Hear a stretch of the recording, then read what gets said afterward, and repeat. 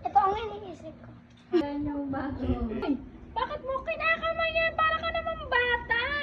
Tuwing Monday, hinahatid ko talaga si Mickey Boy sa room. At dahil medyo maaga pa nga, ay tumamboy muna ako dito sa kaibigan ko dahil may tindahan siya rito. At isa sa mga binebenta niya ay ito nga mga isda. Tapos, pwede ka rin sa kanilang umorder ng aquarium. May kasama na rin mga bato, tapos yung halaman. Malapit lang po to guys dito sa school. Kahilera lang dito ng mga nagtitinda. Madali namang makita. May mga ukay din sila dito at anik-anik. Sigurado ako pag napasok to ni Mickey Boy kung ano-ano ipapabili niya dito.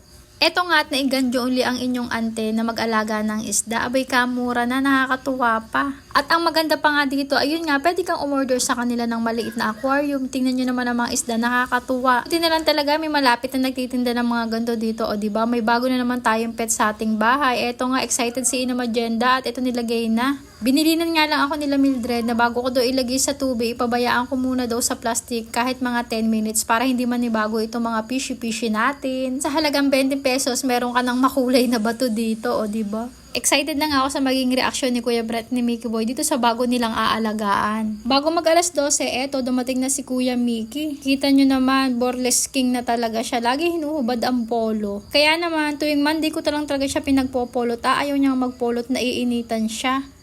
Anak, ayan, nakita mo yung bago mong alaga.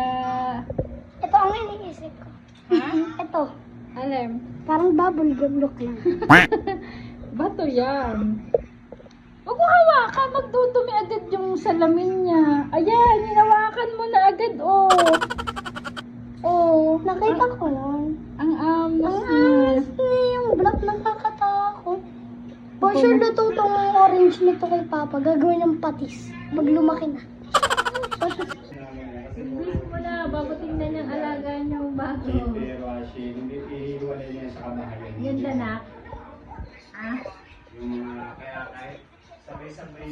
Pagkadating nga nila, imbis na magbihis na agad, dito tumunga nga muna sila sa mga isda. Ewan ko ba dito kay Kuya Brent, nasa loob na ng bahay, pero nakabag pa. At dahil nga pil na pil ni Ina Magenda mag-alaga ng isda, umorder pa tayo ng ilaw nila sa Orange App. Mura lang naman to guys, at kung gusto nyo rin, ilalagay ko na lang sa comment section yung link. Abay, nakakatuwa. Ito palang gantong isda na mole, napakatipid pakainin. Kunting-kunti lang daw ang pakain nito. Feeling ko nga ay masaya sila dahil may ilaw na sila dito. Ngayon, itatapon ko na sana yung pinagbalatan ng ilaw. Sabi ko, bakit mabigat? Aba, si seller, may pa-free pebbles pala. Kaya salamat po. Dali-dali ko na nga hinugasan. Nilagay ko na lang dito sa aquarium para naman colorful yung aquarium natin. Kinagabihan, eto nakita ko.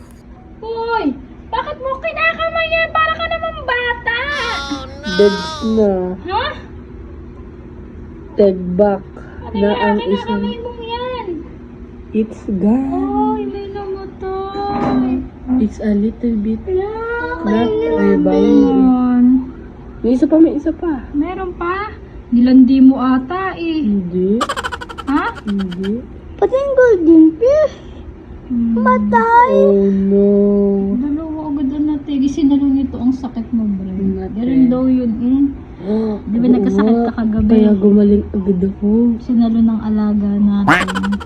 Akalain nyo yun, ako ang laging kasama ng mga isda dito sa bahay. Hindi ko napansin na wala na pala yung dalawa. Si Kuya Brent pa ang nakapansin. Kaya naman, alam kong pil na pil nila na may bago silang alaga dahil binabantayan talaga nila. O siya, bye!